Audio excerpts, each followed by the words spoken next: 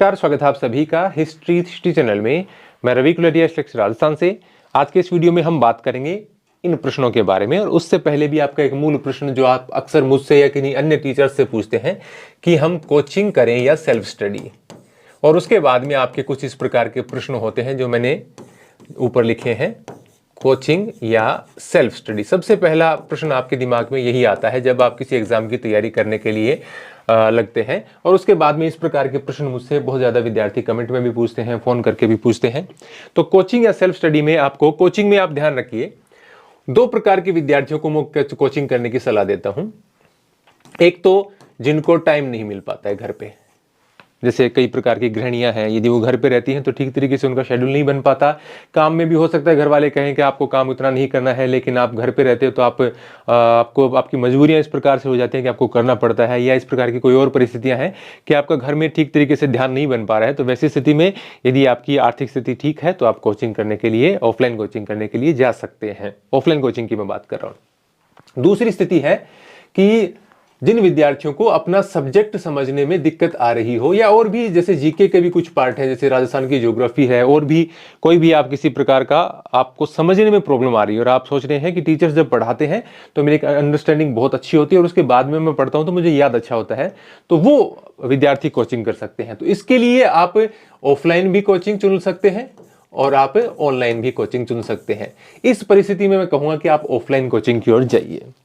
लेकिन जब भी आप किसी बड़े पार्ट की कोचिंग करते हैं, देखिए जैसे आप अपना पूरा ही सब्जेक्ट या पूरा ही राजस्थान का इतिहास, कला, संस्कृति जी की, या मैं बात जैसे राजस्थान के एग्जाम की कर रहा हूँ और भी कोई एग्जाम हो, तो यदि आप बड़ा कोई आपका सिलेबस पूरा कोचिंग में करने की सोचते हैं तो उसके लिए आपको निश्चित रूप से 4-6 महीने पहले ही कोचिंग करनी शुरू करनी देनी चाहिए।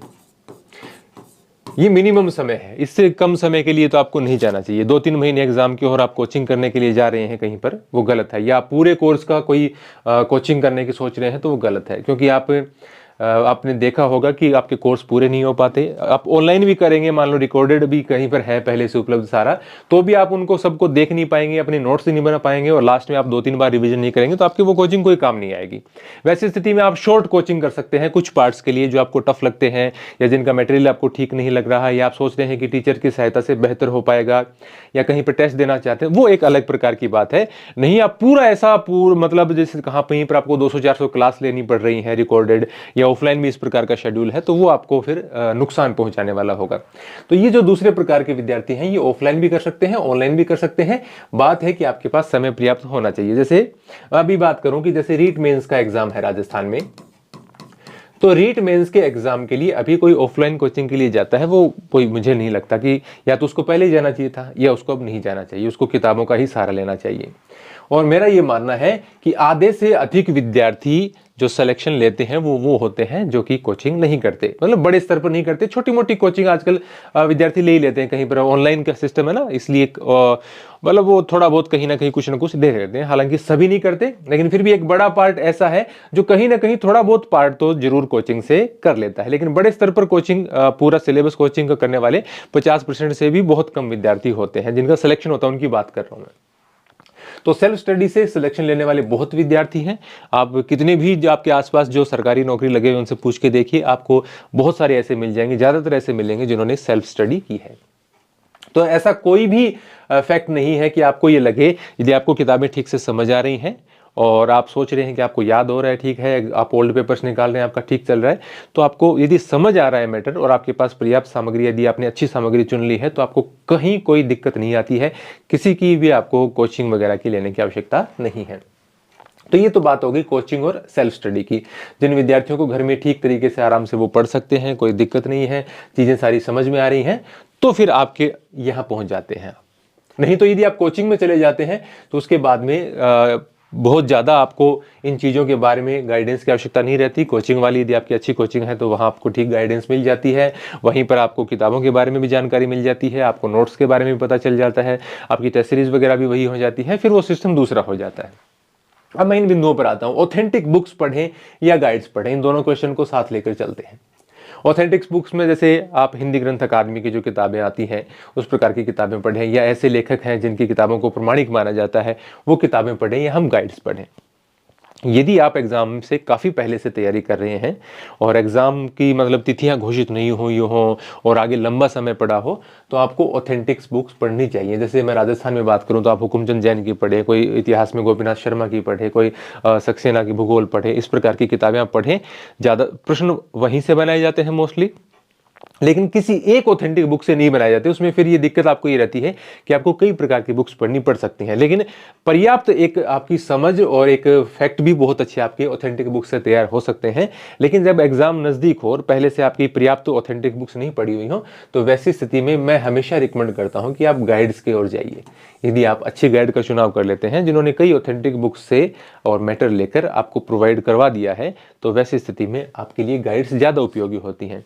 गाइड्स में भी एक दिक्कत आता है, यहाँ पर आपके कुछ बड़ी गाइड्स आती हैं, मैं पब्लिकेशंस के नाम नहीं लिखूंगा, और कुछ ऐसी आती हैं जो छोटी आप कह सकते हैं, जिनमें मैटर थोड़ा सा कम होता है। हालांकि इसमें भी कई सारी श्रेणी हो सकती हैं, मध्यम या और भी लघु हैं, या मतलब दीर्घ आप कह सकते हैं, बड़ी किताबें कह सकते हैं।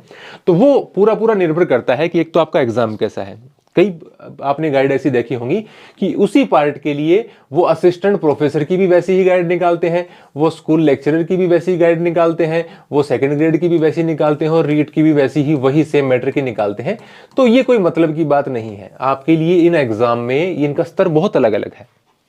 जैसे आप सेकंड ग्रेड और रीट के लिए लगभग एक सा स्तर मान सकते हैं, लेकिन जब आप स्कूल लेक्चरर की और असिस्टेंट प्रोफेसर की बात करते हैं तो उसका जो सवाल पूछने का तरीका है या जो सिलेबस को कवर करें, वो मतलब बिल्कुल ही सिस्टम ही अलग हो जाता है। तो ऐसे ही नहीं, आप जैसे रीट मेंस के लिए पढ़ रहे हैं या आप सीईटी के लिए पढ़ रहे हैं, तो इस प्रकार के एग्जाम के लिए यदि आप पढ़ रहे हैं तो आपको बहुत ज़्यादा हाई एंड तैयारी की आवश्यकता नहीं है। बात यह है कि बेसिक चीज़ें भी आप कवर करते हुए ठीक ठाक मैटर भी बार बार रिवाइज करके गलतियां नहीं करेंगे पेपर में, तो भी आपका सिलेक्शन हो जाएगा। ऐसा नहीं है कि आपको बहुत बड़ी बड़ी किताबें पढ़ने की आवश्यकता है।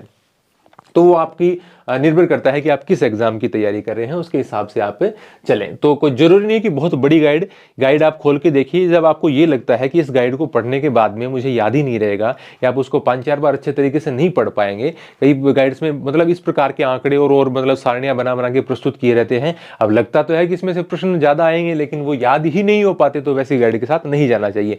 जब भी आपको ये लगे कि 2-5 प्रश्न के लिए आपका मैटर 1.5 या 2 गुना हो रहा है, तो वहां पर वो मैटर आपको नहीं पढ़ना चाहिए। तो गाइड यथासंभव कोशिश करें। सामान्य तौर पर अभी जिस प्रकार के एग्जाम है, ज्यादा बड़ी गाइड नहीं ले। हालांकि असिस्टेंट प्रोफेसर, स्कूल लेक्चरर वगैरह के लिए थोड़ा सा डिटेल में जाना पड़ता है निश्चित रूप से, तो आप उसमें वहां पर समझौता नहीं कर सकते। फिर आता है क्वेश्चन बैंक्स।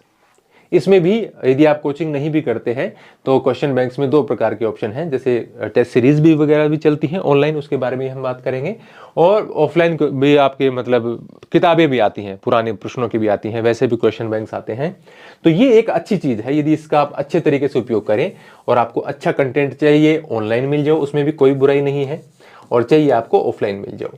ऑफलाइन यदि आपका जैसे कोई सब्जेक्ट विशेष की किताबें हैं या जैसे राजस्थान की भी किताबें हैं, आप बुक्स के साथ जाएंगे तो आपका बहुत अच्छा तैयारी होगा, क्योंकि ऑनलाइन में आपके थोड़ा सा प्रश्न वगैरह कम मिलते हैं और थोड़ा सा समय आपका ज़्यादा लग जाता है। कई बार दिक्कत ये होती है कि आप नाम से, चर्चा से, बड़े नाम से टेस्ट सीरीज वगैरह ले लेते हैं, लेकिन वो बात नहीं आ पाती, या तो उनका स्तर बहुत ज़्यादा हाई एंड बना देते हैं जो एग्जाम के लेवल को मैच नहीं करता, या बहुत ही ज़्यादा निम्न स्तरीय बनाते हैं, सीधे सीधे फैक्ट जो कि आप किसी भी किताब को पढ़ने कर आपको तुरंत प्रथम दृष्टया दिख जाते हैं, वो ही आप प्रश्न में पढ़ेंगे तो उसमें भी आपको कोई तो ओल्ड पेपर्स का समावेश जिसमें हो, स्कूल की जो किताबें हैं उनका यदि समावेश पेपर उनमें हो, और कुछ अच्छे प्रश्न भी बनाए गए हों, तो ऐसे ओल्ड पेपर्स की या जो ऐसे क्वेश्चन बैंक हैं वो आप निश्चित रूप से ले सकते हैं। इनका तो जरूर ही आपको अध्ययन करना चाहिए, या टॉपिक वाइज या किसी भी प्रकार से कोई अच्छी ऑनलाइन भी सीरीज चलती हो, अच्छा आप अपने मित्रों से, अपने साथियों से पता करके, तो वो भी इसका सहारा लेना चाहिए। इसमें कोई बुराई नहीं है, ये बेनिफिशियल होता है।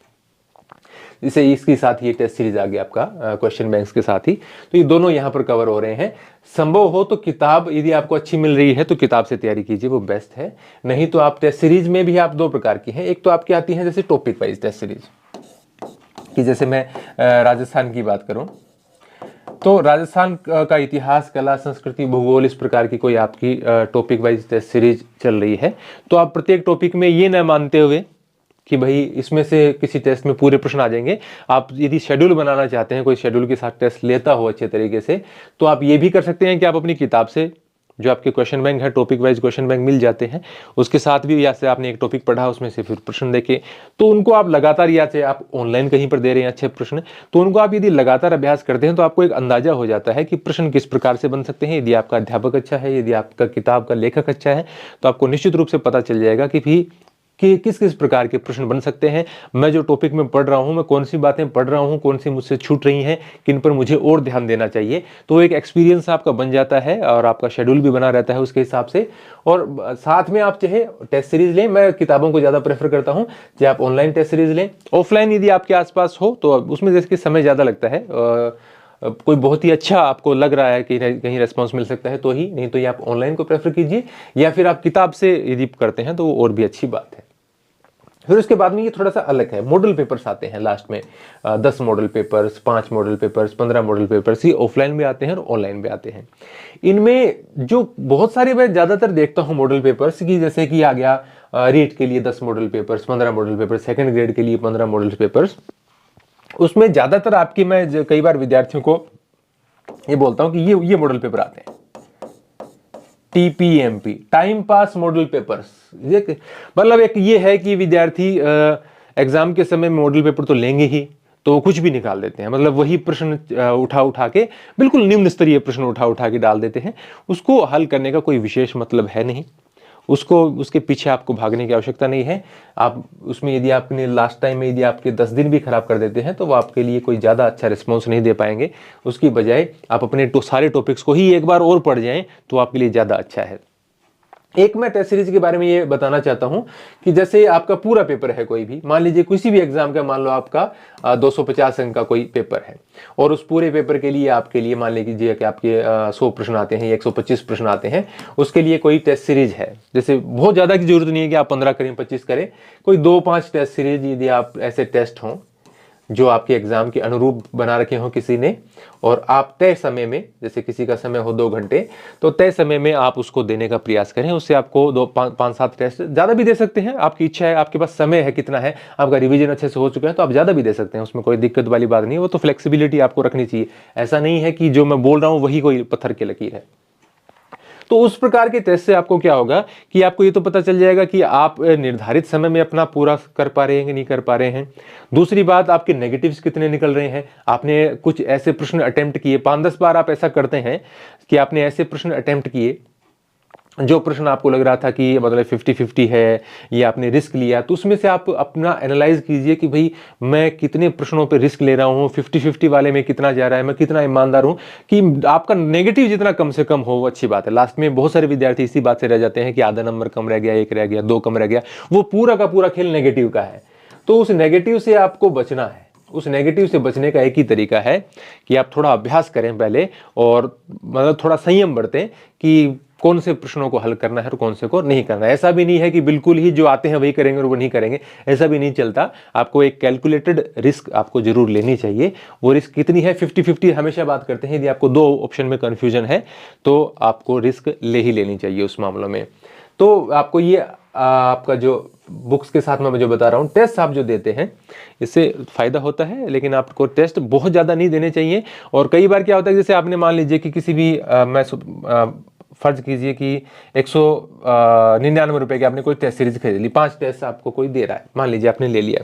पहला टेस्ट देने के आपको बाद आपको लगा कि मेरी तैयारी तो अच्छी चल रही थी और यहाँ पर मेरी स्थिति ये है कि मुझे तो बहुत कम 50% नंबर आ रहे हैं, 40% भी नहीं आ रहे हैं, ऐसी स्थिति बन रही है। तो आपको ये समझ लेना चाहिए कि भाई हो सकता है उन्होंने ठीक तरीके से टेस्ट नहीं बनाए होंगे, और कई बार ऐसा स्तर बना देते हैं। क्योंकि आप एग्जाम देखते ना, देखिए टेस्ट बनाने समय क्या दिक्कत आती है, मैं हमेशा बनाता रहता हूँ किसी किसी सब्जेक्ट के टेस्ट। मेरा टेस्ट सीरीज आप लेने वाले कोई जरूरत नहीं है, मैं बनाता भी नहीं इस प्रकार की टेस्ट सीरीज। वो मैं बात ही नहीं कर रहा कि मैं क्या बनाता हूँ क्या नहीं बनाता हूँ, मैं आपको सिर्फ ये समझाना चाहता हूँ कि यदि आप कि मान लीजिए 200-500 रुपए कहीं लग गए और आपको देने के बाद ये लगा कि टेस्ट का स्तर वो नहीं है, आप देखेंगे चाहे आप रीड, सेकंड ग्रेड, यहां तक कि मैं फर्स्ट ग्रेड तक की भी बात करूं, तो आपको 30 से 40% मतलब कम से कम 30-40% प्रश्न ऐसे मिलते हैं जो कि बहुत ज्यादा कठिन नहीं होते। जबकि टेस्ट बनाते समय अध्यापक क्या करते हैं कि वो 100 के 100% प्रश्न ऐसे निकाल के लाते हैं यूनिक कि जैसे अपनी विद्वता का प्रदर्शन कर रहे हों। उसमें दिक्कत क्या आती है, हालांकि टॉपिक वाइज टेस्ट सीरीज में थोड़ा सा कठिन बनाया जा सकता है, लेकिन पूरे पेपर का यदि कोई सैंपल लेता है तो टेस्ट लेता है तो उसको ये ध्यान में रखना चाहिए कि भी एग्जाम में 30-35% प्रश्न है वो आसान आते हैं, फिर 30-35% प्रश्न है वो मध्यम दर्जे के आते हैं, फिर कठिन आते हैं, और कुछ 10-15% प्रश्न ऐसे आते हैं जो यूनिक है, जिनको देखकर विद्यार्थियों को लगे कि ये तो कभी देखा ही नहीं। तो ये इस प्रकार की यदि ठीक तरीके से बनाया हुआ हो तो आपका एक अच्छा आकलन होता है। नहीं तो कभी भी आपको ये लगे कि मान लो 200-500 रुपए आपके लग भी गए और आपको लगे कि भी इन टेस्ट का स्तर तो बहुत खतरनाक है और आपको लगे कि इसको देने से तो मुझे ये और लग रहा है, तो उसको आप छोड़ दिया कीजिए। बच जाएंगे, 4 लग गए तो लग गए, 200 रुपए लग गए, 300 रुपए, जो भी है, एक सबक हुआ आपके लिए। तो वो स्थिति में आपको ध्यान रखना चाहिए। तो पहले ही पता कर लो, या तो आपको कहीं से पता चल जाए। तो YouTube पे कहने से किसी से कोई अफवाह फैला दे कि हाँ हम ये ला रहे हैं, ला रहे हैं, मैं भी कह दूं कि मैं ये टेस्ट ला रहा हूं, वो मत मानिए। किसी विद्यार्थी ने लिया है तो उससे बात कर लीजिए किस प्रकार से है। कमेंट वगैरह में भी विद्यार्थी आपस में पूछ के भी ठीक ठाक निर्णय ले लेते हैं मेरे हिसाब से। तो आपको टेस्ट देने चाहिए ऐसे 5-7, लेकिन थोड़ा सा ठीक तरीके से यदि आपने अच्छे अध्यापक, अच्छे कोचिंग के टेस्ट ले लिए हैं तो उससे आपको निश्चित रूप से बेनिफिट होगा। एक अनुमान हो जाएगा कितना नेगेटिव जा रहा है, कितना नहीं जा रहा है, कितना आपकी स्कोरिंग हो रही है। स्कोरिंग पर उतना ध्यान नहीं भी दें तो एक टाइम मैनेजमेंट और नेगेटिव का मैनेजमेंट आपका यदि थोड़ा सा आपको अनुभव हो जाए एग्जाम में जाने से पहले, तो उसका एक अच्छा बेनिफिट होता है। तो ये जो मॉडल पेपर्स आते हैं, यदि कोई ठीक प्रकार का किसी की ऑथेंटिसिटी ऐसी है, कोई मुझे जैसे एग्जाम वाइज मिलता है तो मैं बताता भी हूं, नहीं तो टाइम पास जो मॉडल पेपर्स हैं उनको लेने का कोई फायदा नहीं है। वो आपका लास्ट टाइम में आप अपना 15 दिन बर्बाद करके चले जाते हैं। तो बहुत ज्यादा यदि अच्छे मॉडल पेपर्स कम आते हैं, मैंने देखा है मॉडल पेपर्स निकालने का तरीका ये है कि लास्ट में कुछ भी निकाल दो, बच्चे ले लेते हैं। तो इससे आपको बचने का प्रयास करना है। उसके अच्छा है कि आप आपके जो क्वेश्चन बैंक है उस पर कोशिश करें। ऑनलाइन ऑफलाइन जैसे भी मैंने जो 5-10 टेस्ट इस प्रकार के दे सकते हैं। टॉपिक वाइज टेस्ट यदि एग्जाम से पहले से आप दे रहे हैं कहीं पर, तो वो एक अच्छा है आपके लिए, एक अच्छी तैयारी हो जाती है। आप एक टॉपिक पढ़ें, टेस्ट दें, टॉपिक पढ़े, टेस्ट दें, चाहे वो आप अपनी किताब से हल करें, चाहे ऑनलाइन दें, उसमें आपको कोई दिक्कत वाली बात नहीं है। तो ये कुछ बातें थी मेरे हिसाब से, और इसके अलावा भी आपकी कोई किसी प्रकार की बात हो तो मुझे आप कमेंट में पूछ लेना। आप मुझे एप्लीकेशन के ऊपर या टेलीग्राम पे मैसेज कर देना। तो ये बेसिक बातें मुझे लगी। बहुत सारे क्वेश्चन मुझे मेरे पास इसको लेकर आते हैं, तो मैंने सोचा कि इसके ऊपर वीडियो ही बना दिया जाए ताकि विद्यार्थियों को जो भी उनका जो प्रश्न है वो एक जगह उनको जवाब मिल जाए। तो आपको ये वीडियो कैसा लगा है कमेंट करके जरूर बताएं, लाइक जरूर करें और सब्सक्राइब करना ही चाहिए। धन्यवाद।